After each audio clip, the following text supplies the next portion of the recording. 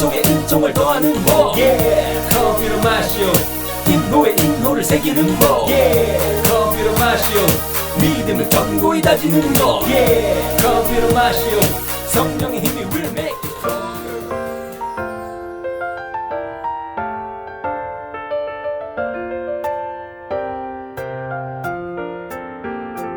오소서 성령님 주님의 빛 그 빛살을 하늘에서 내리소서 가난한 이 아버지 오소서 은총 주님 오소서 마음의 빛 가장 좋은 위로자 영혼의 기쁜 손님 저희 생기 도우소서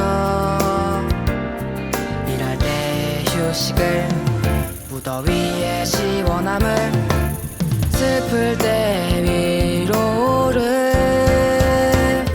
영원하신 생명의 빛 저희 마음 깊은 곳을 가득하게 채우소서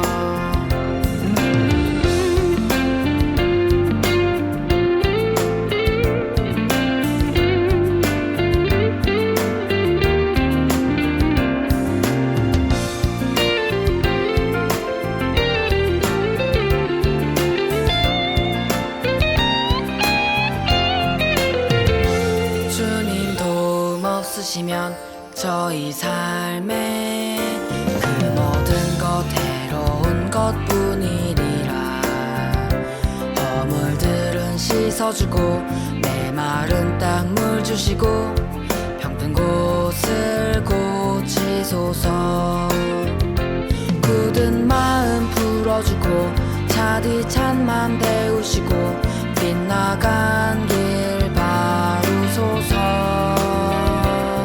성령님을 굳게 믿고 의지하는 이들에게 성령칠은 베푸소서 떡행 공로 쌓게 하고 구원의 문 활짝 열어 영원 복락 주옵소서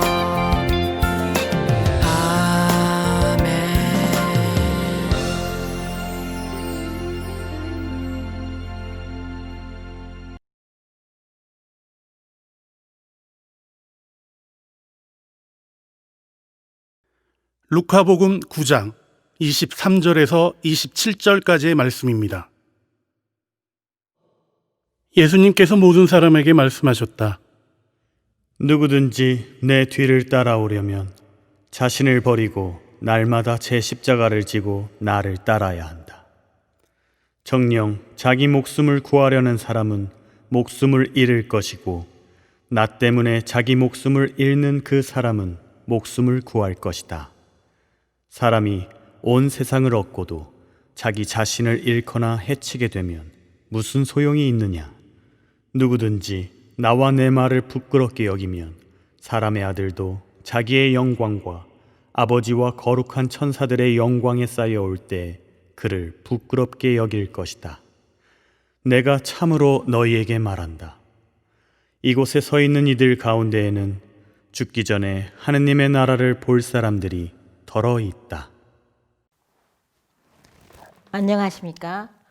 오늘은 순교 영성의 두 번째 시간을 얘기해 보도록 하겠습니다. 오늘은 우리 한국천주교회에서 가장 중요한 인물 두 인물에 대해서 말씀드리겠습니다. 성 김대건 안드레아 신부님과 최양업 신부님에 대해서 말씀드리겠습니다.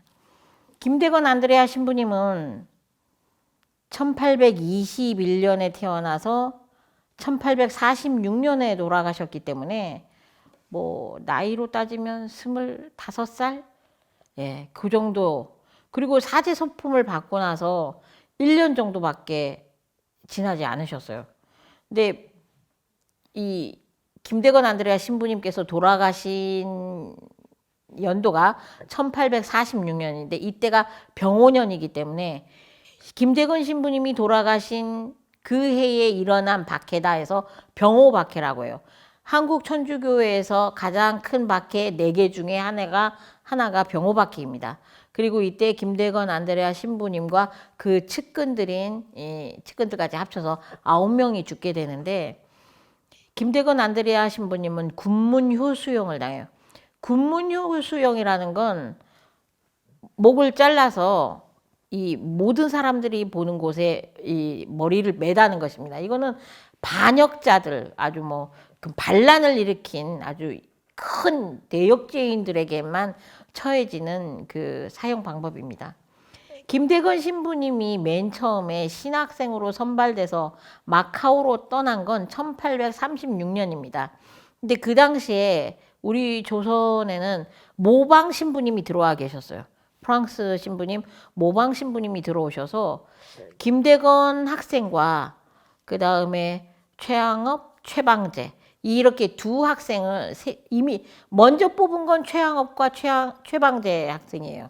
먼저 뽑고 이들은 사촌지간입니다. 그리고 김대건 학생을 나중에 선발을 했어요. 그래서 3명을 따로 모방 신부님이 라틴어 교육을 시키죠. 언어 교육을 먼저 시키고, 그래서 원래는 정하상 바오로까지 4명을 신부님이 될 물망에 올립니다. 근데 정하상 바오로는 그 당시 한국 천주교에서 너무나 중요한 역할을 맡고 있었고, 이 신학생 3명은 한 15살 정도의 소년이었어요. 그래서 마카오로 유학을 보내는 건 이 어린 소년 3명만 마카오로 유학을 보내고, 정하상 바오로는 국내에 남아있으면서 신부님들의 일을 도우면서 신부님들로부터 신학생의 어떤 공부를 따로 받습니다. 근데 이 마카오로 떠난 3명의 유학생이 사실 여러분 지금 오늘날에는 뭐 마카오로 가는 길이 쉽죠. 비행기 샥 타고 삥 날아가면 뭐 불과 몇 시간 안 걸릴 거예요. 근데 이 15살짜리 청소년들이 우리나라 한양에서 출발해서 쭉 북쪽으로 올라가서 뭐 이 의주 이런 데 통과해서 중국 땅 거쳐서 쭉, 마카오가 얼마나 중국 남쪽 아래에 있는지 이 지도를 보시면 알 거예요. 굉장히 마카오가 중국 남부 쪽에 있어요. 거기까지 가는데 7개월이 걸려요. 걸어서. 정말 아장아장 걸어서 7개월 간 거예요. 가보니까 너무 그 땅도 설고 음식도 낯설고 풍토병에 걸리고 해서 3명 다 죽을락살락 고생을 해요. 근데 가서 몇 개월 만에 최방재 학생은 죽습니다. 거기에서. 그리고 최양업 학생과 김대건 학생만 살아남는데, 몸이 더 약한 건 김대건 학생이에요. 뭐 거기 가서 얼마나 고생했는지 머리카락이랑 온몸의 털이 노랗게 변해버렸대요. 영양실조와 탈진과 뭐 그런 걸로. 이렇게 김대건 신부님은 굉장히 몸이 약해서 계속 질병에 시달리고, 그 최양업 신부님과 김대건 신부님에 대해서 교육을 가르쳤던 파리 외방성교회 신부님들의 이렇게 남긴 기록들을 보면 두 신학생의 기질이나 성향이 완전히 반대래요. 그러면서 둘을 딱 밀가루 반죽처럼 합쳤다가 쪼개면 완벽한 두 사람이 나올 것 같다라는 표현을 하세요. 그만큼 성향도 약간 반대고, 일을 추진하는 스타일도 약간 반대고, 뭐 그렇습니다. 그런데 둘이 정말 친하고 죽고 못 사는 동료 사이예요. 근데 이분들이 이제 1844년에 그 부제품은 동시에 같이 받아요. 만주에 있는 소팔가자에서 최양업 신부님과 김대건 신부님이 부제품은 같은 날 받습니다. 근데 1844년 12월, 그러니까 겨울이죠. 만주에서 부제품을 받고 나서 이 김대건 신학생은 굉장히 그 과감한 행보를 보여요. 1845년 1월 15일이면 그 한 달 정도밖에 안 됐어요. 부제품을 받고 나서 한 달. 그때에 서울에 도착합니다. 한 달 사이에. 정말 뚫고 들어오기 힘든 국경을 넘어버렸어요. 사실은 김대건 학생은 그 국경의 경비가 어떤지 감시하러 갔었어요. 국경을 통해서 주교님과 신부님을 한국으로, 조선으로 넘겨보낼 수 있을까라고 정탐하러 갔다가 정탐하는 기회에 넘어와 버린 거예요. 그래서 사실상 그 전에도 여러 그 뭐 해양 쪽으로 뭐 육지 쪽으로 뭐 다른 루트를 통해서 여러 번 넘어올 기회들을 놓쳤어요. 여러 번 넘어올 기회들을 탐색하고 그랬는데도 기회가 마땅치 않아서 넘어올 수 없었고 막 이랬는데 이때 순식간에 넘어와 버린 거예요. 그래서 서울에 도착해서 1월 15일 날 이분이 서울에 도착했는데 6월 4일 날 상해에 도착합니다. 이 5개월 사이에 무슨 일이 있었을까요? 그러니까 정말 김대건 신부님은 약간 신출귀몰해요. 상황 판단을 보고 감으로 이게 되겠다 안 되겠다 하면 바로 실행을 해버려요. 그래서 아까 기질적으로 최양업 신부님과 딱 반대다 얘기하는 게 최양업 신부님은 철저히 계획파예요. 본인이 계획한 대로 철저하게 안전하지 않으면 뭘 하지 않아. 굉장히 철저한 계획파이고 그 계획파대로 성실히 움직이는 스타일. 근데 김대건 신부님은 계획을 하시긴 하셨겠지만 그 순간의 감을 굉장히 직관적인 일에 뛰어나셔요. 본인이 직관적으로 이게 이 순간에 옳다 그러면 바로 해버리셔. 그래서 약간 무모한 면이 있어요. 그래서 나중에 체포될 때도 굉장히 무모한 만용을 부리다가 약간 체포되셔요. 어쨌든 이분이 1월 15일 날 서울에 도착하고 6월 4일 날 상해에 넘어갈 때까지 어떤 일이 있었어요. 그래서 6월 4일 날 상해에 넘어가니까 페레올 주교님이 너무나 깜짝 놀란 거예요. 12월 달에 부제품을 준 이 부제가 신출귀몰하게 한국에 건너갔다가 한국에서 배 타고 상해로 건너와서 자기를 만난 게 그래서 이 기회가 아니면 사제품을 이 부제에게 줄 길이 없겠다라는 판단을 하셔서 페레올 신부님이 1845년 8월 17일 상해에 있는 김가항 성당에서 사제 서품을 줍니다. 김대건 사제에게. 근데 이 선생님이 물음표로 표시해 둔 이 서울에서 상해로 건너가는 요 시기에 무슨 일이 있었는지를 보여드릴게요.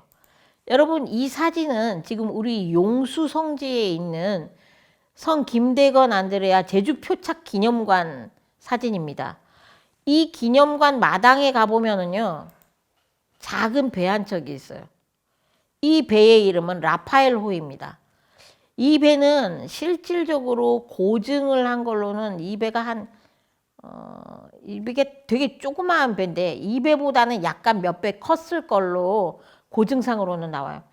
이 김대건 신부님이 아까 그 5개월 사이에 페레올 주교님을 모시기 위해서 상해로 가는 해상 루트를 개척해요. 이 배가 1845년 4월 30날 제물포항을 떠납니다. 근데 아까 언제 상해에 도착했다고 했죠? 6월 4일 날 상해에 도착했다고 했죠. 그러면 4월 30날 출항한 배가 6월에 상해에 도착할 때까지 한 달 정도 바다에서 굉장히 엄청난 표류를 해요. 엄청난 폭풍을 만나서 이 배보다 더 큰 배들이 다 산산조각 박살이 납니다. 근데 이 배는 천신만고 끝에 상해에 도착을 해요. 이 배에는 현성문 가롤로와 더불어 11명의 조선 신자들이 타고 있었어요. 그 11명 중에 바다를 본 적이 있다 라는 사람이 4명밖에 없어요. 사공 2명 정도 하고 나머지 바다를 본 적이 있다라는 사람이 결국 고작 4명밖에 안 되는, 그러니까 나머지 사람은 바다도 본 적이 없는 사람들이 배를 타고 무작정 서해 바다를 떠난 거예요. 중국에 가겠다고.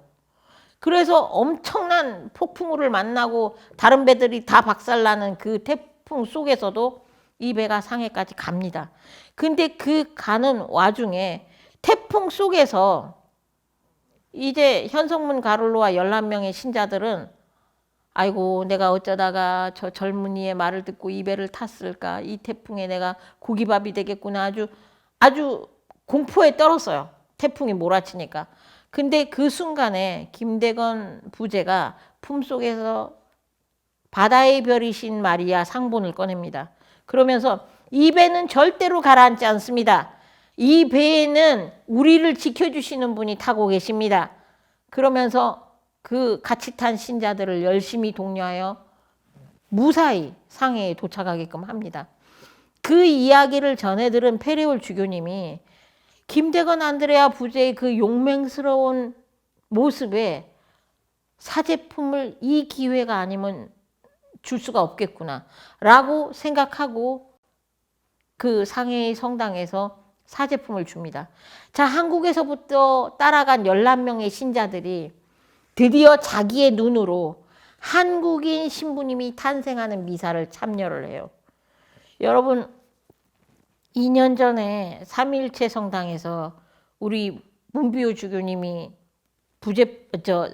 주교품을 받을 때 그걸 이제 비가 오는 날이라서 제가 현장을 못 가고 평화방송이 인터넷 방송만 봤는데 정말 가슴이 벅찼어요. 우리 제주도 출신의 주교님이 드디어 나오는구나. 그것만 봐도 제가 눈물을 흘렸는데 상해까지 건너간 이 한국 조선의 천주교 신자 11명이 자신의 눈으로 한국 최초의 사제품 받는 광경을 상해에서 목격했다면 얼마나 감격스러웠겠어요. 사실 이 현성문 가를로나 이 사람들은 병호 박해 때 김대건 안드레아 신부님과 함께 다 순교를 합니다. 근데 현성문 가를로는 굉장히 중요한 임무를 완수해요. 기해일기라는 박해일지를 기록으로 남겨둡니다. 그 박해일지를 기록으로 남겨뒀던 인물이 현성문 가를로예요. 그만큼 그 신부님의 사제소품을 보고 느끼고 감동받은 그 사람들이 신앙에 좀 더 용감하게 매진해 나갈 수 있는 원동력이 돼요. 이렇게 김대건 안드레아 신부님이 페레올 주교님도 모시고 국내에 다시 들어옵니다. 그래서 사실 라파엘호는 여행자의 수 성인이기도 하고 라파엘호가 굉장히 중간에 부서져서 다시 고치고 이래요. 그리고 중국으로 상해로 건너갈 때는 그렇게 태풍 맞고 건너갔는데 돌아올 때도 태풍을 맞아요. 그래서 한국으로 곧장 들어오지를 못했어요. 그래서 어디에 표착을 합니까? 우리 제주도 용수 땅에 표착을 한번 해요. 그래서 태풍에 의해서 제주도에 이제 배가 떠밀려 와서 용수포구일 것이다 라고 추정되는 그곳에서 머무르게 됩니다. 배를 수리하게 됩니다. 사실 신부님이 되고 나면 하루에 한 번씩 꼭 미사를 드리게 돼 있어요. 그러면 김대건 안드레아 신부님이 사제소품을 받고 나서 대한민국 땅에서 가장 맨 처음으로 미사를 드린 장소가 어디입니까? 제주도 땅이에요. 그래서 용수포구에 용수성지에 김대건 안드레아 표착 기념관이 생긴 거는 너무나 역사적으로 신앙적으로 의미가 깊은 장소인 것입니다. 그 다음 병호박해에 신부님께서 돌아가시는 일이 생길 때 체포되실 때 얘기를 조금 해드릴게요. 체포되실 때 사실은 페레올 신부님을 모셔오긴 했지만 육지로 모셔오는 것보다는 해상 루트로 모셔오는 게 훨씬 더 안전하다는 걸 알게 되었어요.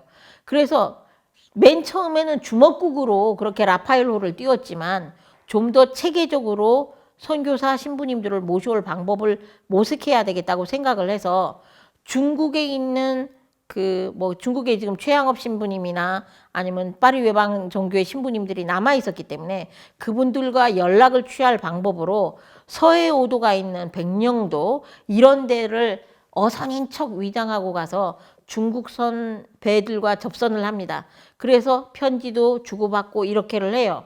그래서 백령도 근처에까지 그 해상 루트를 뚫어보려고 나갔다가 그 경기 지역에 있는 포졸들이 어선들을 차출할 일이 있었어요. 해상에서 어선들을 차출해서 어선들을 이용해서 뭔가 관에서 작업을 할 일이 있었는데 그 김대건 안드레아 신부님이 타고 간 배도 차출을 하려고 했어요. 그랬는데 김대건 안드레아 신부님 양반이 타고 있는 배를 누가 감히 차출한단 말이냐 하고 이제 포졸들과 대판 싸움이 붙은 거예요. 그래서 웬만한 포졸이라면 양반 누가 막 네가 감히 내 앞에서 이러면은 꼬랑지를 팍 내렸을 텐데 그 포졸이 뭔가 이 배에 이상한 게 있다라고 생각하고 급습을 해서 수색을 해요. 근데 거기에서 천주교와 관련된 물건들이 발견됩니다. 그래서 이 배의 주인은 뭔가 천주교와 관련된 인물이다라고 체포를 해버린 거예요. 그래서 체포를 해서 김대건 안드레아 신부님이 압송되고 나서도 정말 그 김대건 안드레아 신부님이 뭐 마카오까지 유학 갔던 뭐 조선의 입장에 조선 조정의 입장에서는 이 천주교의 괴수다라고 드러날 때까지 뭐 얼마 걸리지 않습니다. 그리고 이제 그렇게 허무하게 붙잡히게 된 거죠. 근데 조선 조정에서는 김대건 안드레아 신부님의 재주가 너무 아까운 거예요. 김대건 안드레아 신부님을 바로 죽인 게 아니고 옥에서 한 9개월 정도 있어요. 그러면서 네가 마카오에서 무엇을 배웠느냐, 어떤 거를 했느냐, 뭐 김대건 신부님이 세계 지도도 그리고 마카오와 우리 한국과의 뭐 이런 것도 그리고 외국어를 능통하게 하고 하니까 조정에서는 김대건 안드레아 신부님을 죽이는 게 너무 아까운 거예요. 회유해서 조정의 인물로 쓰고 싶은 거예요. 그래서 죽이고 싶지 않았는데 지금 기에바케 때 이루어진 박해 때문에 프랑스 함대가 국내에 들어와서 위협을 하는 일이 벌어졌어요. 그래서 조선 조정에서는 외국 군대를 불러들인 악한 괴수다, 악한 무리의 괴수다라고 해서 군문 효수형에 처한 겁니다. 이 국가의 반란을 일으킨 반역 죄인에게나 해당되는 군문 효수형이 내려진 이유가 이 프랑스 군대의 출몰이 이 어떤 김대건 안드레아 신부님의 어떤 뭐 사형을 앞당기게 된 어떤 효과가 있습니다. 근데 김대건 안드레아 신부님이 옥중에서 남긴 조선 교우들에게 보내는 여러 편지, 조선 교우들 보아라, 뭐 이렇게 시작하는 편지들이 있어요. 정말 그 편지들을 읽으면서 이렇게 막 심장이 툭툭툭툭 뜁니다. 여러분도 기회가 되면 김대건 안드레아 신부님이 남긴 그 조선 교우들에게 남기는 글이라든가 그 옥중에서 남긴 편지들을 한번 읽어보시길 바라요. 뭐 정말 한글도 너무나 멋있게 쓰시고 뭐 불어로 쓴 편지도 너무나 지금 제가 가끔 그 필기체 글자를 우리 친구들한테 보여줍니다. 이게 김대건 안드레아 신부님이 쓰신 글이야, 편지야, 한번 봐봐 하면 애들이 그림으로 그린 것 같아요. 너무 어떻게 이렇게 멋진 필기체가 나와요? 막 이렇게 놀래요. 그러니까 그 시절에 정말 그 조선 조정에서는 얼마나 놀랬겠어요. 이렇게 글도 잘 쓰고 말도 잘하고 똑똑하고 정말 해외에 나가서 최초의 유학생이 들어왔는데 이 천주교라는 죄목으로 목숨을 빼앗습니다. 그리고 뭐 본인이 죽는 거에 대해서 굉장히 당당해요. 굉장히 당당하고 뭐 거침이 없습니다. 그래서 김대건 안드레아 신부님이 너무나 허무하게 붙잡힌 게 안타깝죠. 그분의 성향이 너무 약간 즉흥적이고 직관적이고 이런 성향들 때문에 그 포졸들과 그렇게 뭐 막말로 맞짱 뜨지 않으셨으면 그냥 배 한번 차출해주고 다음번 기회를 노리셨으면 어땠을까라는 어떤 그 역사에서는 이루어지지 않는 가정을 한번 해봅니다. 근데 뭐 안타깝지만 어쨌든 벌어진 일이고 뭐 김대건 안드레아 신부님이 최초의 사제이자 최초의 순교 사제이자 그런 그 영광된 자리에 있으시면서 아마 그분의 빨리 돌아가신 순교도 우리에게는 뭔가 남아있는 섭리가 있으리라고 생각을 합니다. 두 번째 인물로 최양업 토마스 신부님에 대해서 말씀드리겠습니다. 최양업 토마스 신부님은 우리나라의 두 번째 신부님이고 김대건 안드레아 신부님과 같이 유학을 떠났지만 사제서품은 김대건 안드레아 신부님보다 4년 뒤에요. 이분도 역시 중국 상해에서 사제서품을 받습니다. 아버지가 최경환 프란치스코로 103위 성인이시고 어머니가 이성래 마리아로 124위 복자였습니다. 이분이 부재 시절에 중국에서 기해일기를 받고 기해일기가 바로 자기 어머니 아버지를 포함한 기해박해 때 인물들이 어떻게 죽어갔는가를 기록해 놓은 책입니다. 그게 현성문 가를로가 남겨놓은 기록이죠. 참 우리 조선 천주교회의 역사가 이렇게 잘 남겨져 있는 거는 엥베르 주교님이 신자들을 살리기 위해서 엥베르, 모방, 샤스탕 신부님 이 세 분이 자수를 합니다. 관아에 이제 신자들을 잡아놓고 자꾸 다 신부가 어디 갔는지 대라고 하면서 죽이기 때문에 이 양떼를 살리고자 본인들이 자수를 합니다. 자수를 하면서 현성문 가를로에게 임무를 내립니다. 이 순교자들의 기록을 다 남겨둬라. 그 지시를 받고 현성문 가를로가 다 그 기록들을 남겨요. 그리고 이 최양업 토마스 신부님이 부재 시절에 중국에서 이 기해일기와 김대건 신부님의 순교 기록들을 받습니다. 그거를 라틴어로 번역한 분이 바로 최양업 신부님이세요. 이 라틴어로 기록해 놓은 이 기록들이 나중에 백삼이 시성식의 결정적인 증거 자료로 채택이 됩니다. 현재 최양업 신부님은 2016년 4월에 프란치스코 교황님에 의해서 시복 절차 중에 가경자 선포를 받았습니다. 우리는 최양업 신부님을 땀의 순교자, 길 위의 순교자라는 표현을 하는데요. 이분이 사목활동을 벌인 기간이 12년입니다. 12년 동안 교촌을 방문하시는데 외국 신부님들이 가기 힘든 곳을 도맡아서 합니다. 낮에는 수천리 길을 걷고 밤에는 몰래 신자들 집에서 성사와 미사를 집행하십니다. 그리고 그 새벽이 되면 바로 그 집을 떠나서 또 수천리 길을 걷고 이렇게 조선팔도 안 다닌 곳 없이 발로 뛰면서 교회를 일궈내십니다. 그리고 한글 글을 배우기, 한문을 배우기 어려운 일반 백성들을 위해서 교리서와 기도서들을 한글로 번역하는 작업을 하십니다. 뭐 사향가라든가 이런 천주가사도 다수 지으시고, 근데 이분이 불과 40살밖에 안 되는 젊은 나이에 12년간의 사목생활 끝에 이분이 과로와 장티부스로 길 위에서 죽어가십니다. 그래서 최양업 신부님은 아까 말했듯이 성향이 굉장히 치밀하고 계획적이고 성실하셨다고 했잖아요.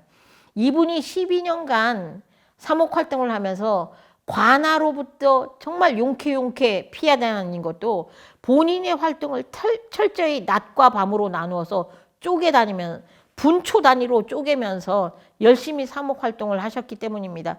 이분이 걸어 다닌 길들을 보면 정말 뭐 하루에 몇 킬로를 걸었고 어디를 뭐 누구를 만나서 무슨 성사를 줬고 뭐 이걸 읽으면 정말 차라리 순교가 빠를 것 같아. 너무나 힘들고 고난의 길을 걸으셨어요.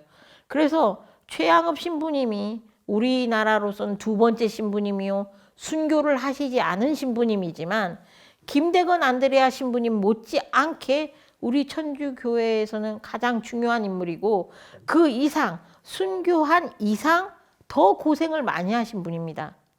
물론 이분이 제주의 신자인 김기랑 펠릭스 베드로와도 만남을 가지신 분이에요. 최양업 신부님이. 그래서 제주도의 선교에 대해서도 살짝 기대를 하셨었는데 그렇게 되지 못하셨죠. 오늘 이렇게 뭐 김대건 안드레아 신부님과 최양업 신부님에 대한 얘기를 하면서 뭐 아직은 뭐 가경자로 남아있는 최양업 신부님, 여러분 뭐 성지순례를 갔대 베티 성지 가시면 최양업 신부님에 대한 뭐 기록들이 참 많이 남아 있어요. 그리고 최양업 신부님의 어머니 아버지도 대단히 대단하신 분이에요. 그 최양업 신부님 어머님 아버님이 체포될 때 당시를 보면 그 체포하러 온 포졸들에게 최양업 신부님 아버님이신 그 최경환 프란치스코가 자기가 이게 체포되고 나면 자기가 갖고 있는 게 다 필요가 없으니까 포졸들에게 자기 옷을 막 나눠줘요. 나 이제 붙잡혀 가면 죽을 거니까 오신 김에 밥 먹으라고. 그래서 이성래 마리아가 막 밥을 지어요. 밥을 지어서 체포하러 온 포졸들을 다 먹이고 옷도 다 나눠주고 최경환 프란치스코가 이렇게 포승줄에 묶여서 잡혀가면 그 뒤로 이성래 마리아가 뭐 최양업 신부님의 동생이 5명 있었거든요. 5명을 끼고 이고 업고 해서 그 최경환 프란치스코를 따라가요. 그냥 포승줄 없이 줄줄줄줄. 참 이런 장면은 뭐라고 설명할 길이 없어요. 어떤 신앙이면 이렇게 정말 즐겁게 내가 죽으러 가는 길이 마치 즐거운 소풍길처럼 쫓아갈 수 있는가. 물론 이성래 마리아는 자녀들 때문에 몇 번 그 모성애 때문에 걸려 넘어지는 모습을 보입니다. 근데 이성래 마리아가 자녀들 때문에 배교했다가 다시 그 순교의 길로 가는 그 과정이 더 마음을 끌어요. 우리가 자식들은 돌아보지 않고 나는 순교의 길로 가겠소 라고만 하는 매정한 모정이 아니에요. 자식 때문에 걸려 넘어지지만 결국 또 자식 때문에 신앙의 길을 걸어갑니다. 그래서 지금 최양업 신부님의 동생들에 의해서 나온 그 영화들도 많아요. 뭐 이성래 마리아 엄마가 돌아가시게 될 때 최양업 신부님의 어린 동생들이 엄마의 목을 칠 망나니를 찾아가서 그 거지 노릇을 하면서 구걸해서 모은 쌀과 술로 그 희광이에게 주면서 우리 엄마는 몸이 약하니까 단숨에 목을 쳐주세요라고 해요.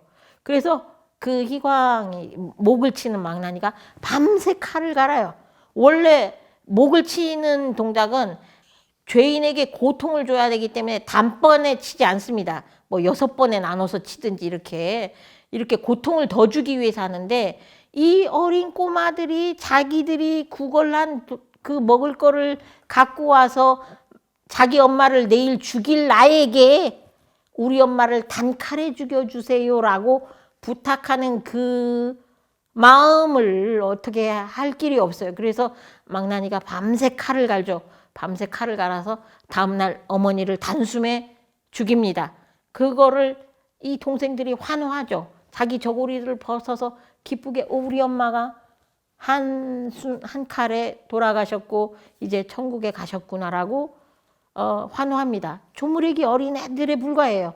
형님이 올 때까지는 이제는 하늘나라에 다 고아예요. 형님이 와도 사제이신 형님이 우리를 어떻게 해줄 수가 없을 걸 아는데도 이 소년들은 바로 아버지와 어머니와 같은 길을 그 순교자의 길을 가는 거에 대해서 두려워하지 않습니다. 그래서 최양업 신부님의 가문에서 배출된 여러 용맹한 이야기들은 하나하나 이야기가 다 모두 가슴을 뜨겁게 하는 이야기들이 참 많습니다. 그리고 그 집, 그 가문에서 후손들 중에 굉장히 많은 신부님, 수녀님들이 배출되고 있다고 해요. 뭐 제가 일일이 셀 수는 없지만 그렇다고 합니다. 예. 여러분 지금 오늘 그 김대건 안드레아 신부님과 최양업 신부님에 대한 얘기를 뭐 제가 좀 오늘 두서없이 얘기했지만 그분들에 대해서 한 번쯤은 더 생각을 해보시고 우리가 뭐 옛날 개그맨이 그런 말 했죠. 1등만 기억하는 뭐 더러운 세상. 2등인 최양업 신부님도 사실 2등이라고 말할 수 없습니다. 어떤 의미에서 그 삶은 1등으로 뭐 사제가 되신 김대건 안드레아 신부님 못지 않습니다. 우리가 단지 1등인 분만 바라보는 게 아니고 정말 땀으로 순교한 그분의 길도 같이 생각하고 조명하고 발자취를 더듬어 볼 필요가 있습니다. 네, 오늘 이상 마치면서요. 끝기도 바치도록 하겠습니다. 성부와 성자와 성령의 이름으로 아멘. 영광이 성부와 성자와 성령께 처음과 같이 이제와 항상 영원히 아멘. 성부와 성자와 성령의 이름으로 아멘. 감사합니다. 은총에 은총을 더하는 법 커피로 마시오 인노에 인노를 새기는 법 커피로 마시오 믿음을 견고히 다지는 법 커피로 마시오 성령의 힘이 will make